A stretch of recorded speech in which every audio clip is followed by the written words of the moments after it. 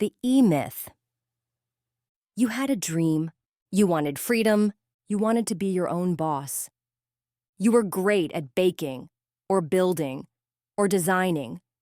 So you opened a business. And now, you're working longer hours, making less money, losing the joy you once had. This is the E-myth.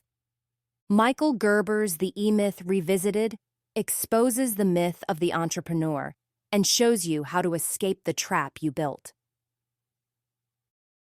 Chapter 1.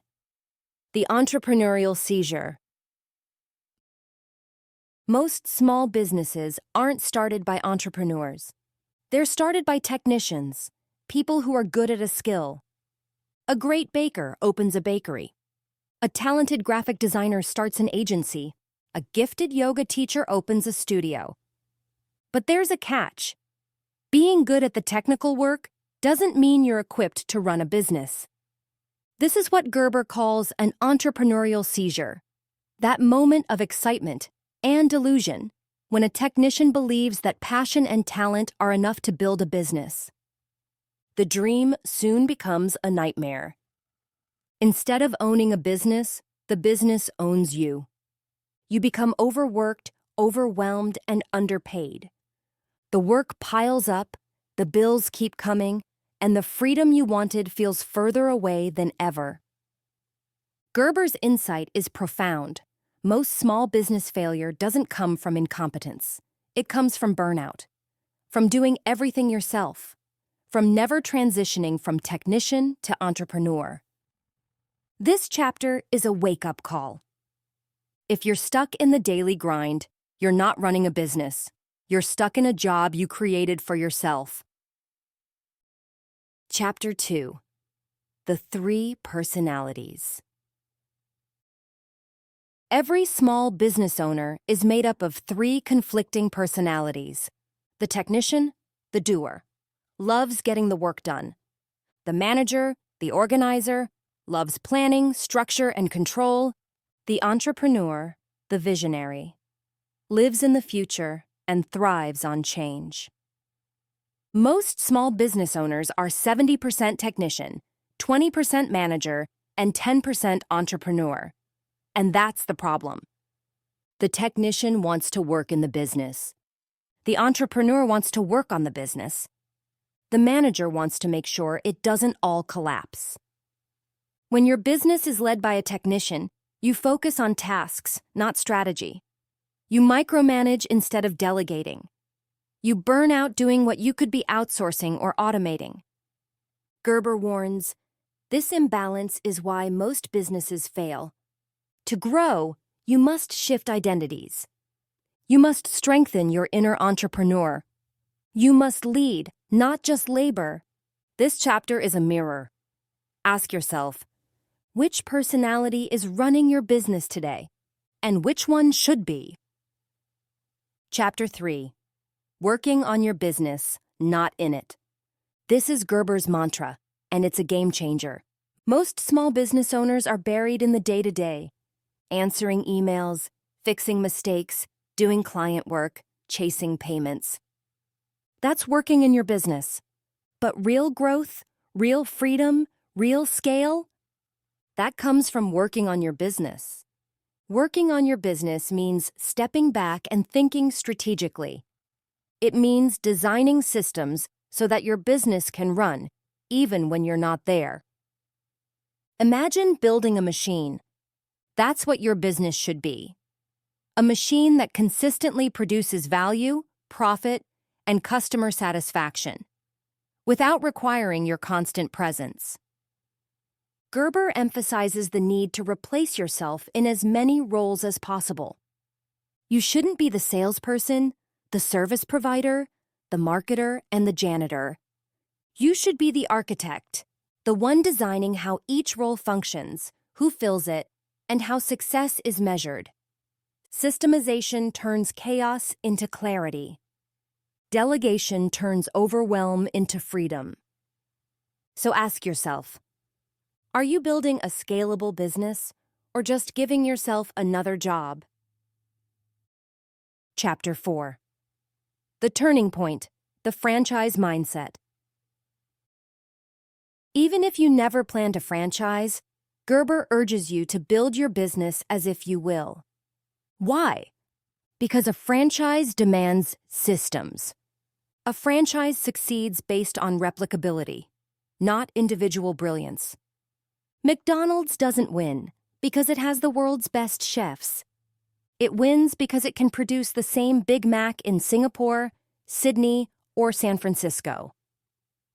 When you adopt this mindset, everything changes. You stop relying on talent and start relying on systems. This means documenting every process: how to answer a phone call, how to onboard a client, how to clean the workspace, how to deliver the product or service. Franchise thinking isn't about perfection, it's about consistency. Gerber shows that building with this mindset allows you to create a business that can scale, hire easily, and even one day be sold. Your job isn't to be the superstar. Your job is to build a business where average people can deliver extraordinary results because the system supports them. Chapter 5: Innovation, Quantification, Orchestration. These are Gerber's 3 pillars for growth. Innovation. Constantly ask, how can we do this better? This doesn't mean reinventing the wheel. It means testing, improving, and evolving your systems, from customer service to follow-up emails. Quantification. What gets measured gets managed. You need data. Conversion rates, retention rates, average order value, refund requests. Numbers tell the story. Numbers reveal the truth. Orchestration. Once you find what works, standardize it. Create systems that ensure consistent execution, regardless of who's doing the task. Innovation drives improvement. Quantification tells you what's working. Orchestration locks it in. This cycle ensures that your business is not only scalable, but also sustainable. Gerber teaches that true business maturity isn't about chasing trends. It's about refining what works and replicating success. Chapter 6: The Primary Aim.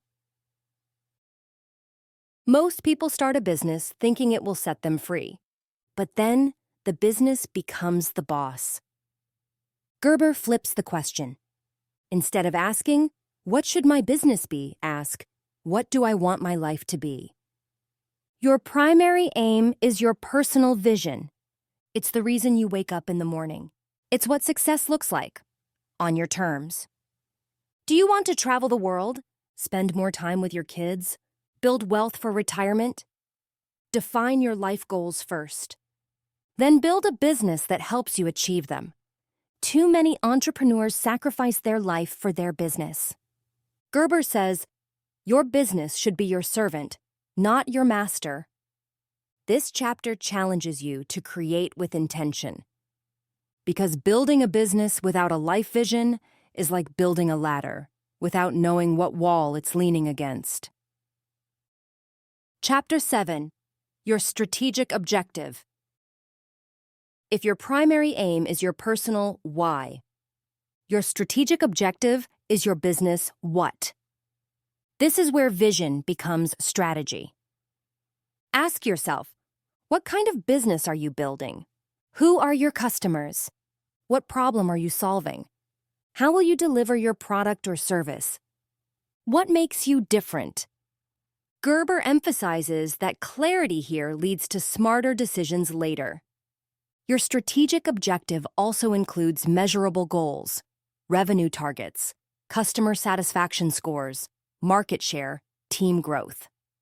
It's not just a mission statement, it's a blueprint. Once this is defined, every system, hire, and marketing effort can be aligned with it. This chapter is where purpose meets execution. Chapter 8: Organizational Structure Before You Need It. Most businesses hire reactively.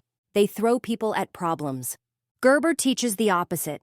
Design your org chart before you fill it. Even if you're the only employee today, create a structure with all the roles your business will need: CEO, sales manager, marketing lead, customer support, operations, finance, etc. Write out job descriptions, even if you wear every hat now. Why? Because it helps you think like a business builder, not a business doer.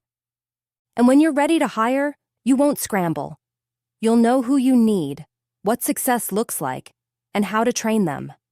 Structure creates scale. Preparation prevents chaos. Chapter 9. Document everything.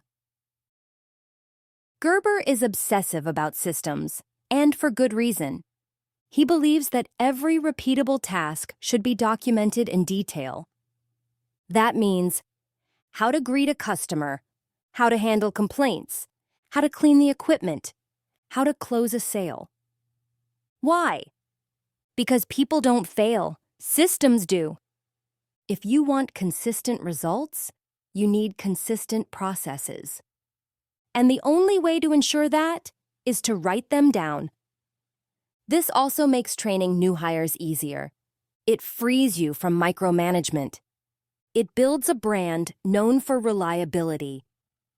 This chapter is a call to operational excellence. Chapter 10. Falling back in love with business.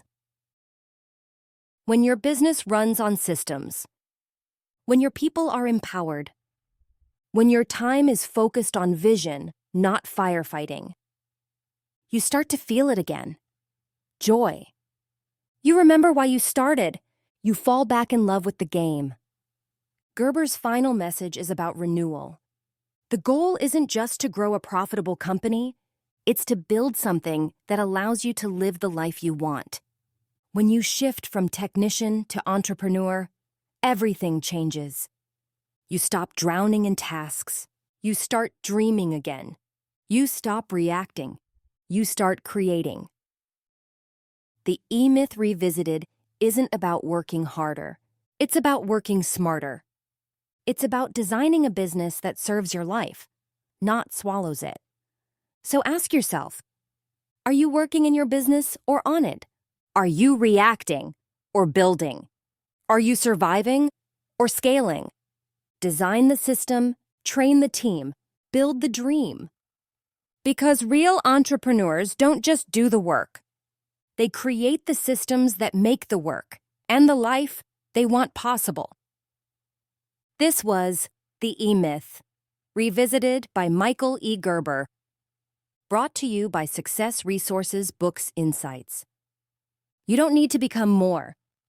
You need to become present. This is more than mindset. It's a mission. Keep seeking, keep growing, keep giving. And together, let's make the world rich again.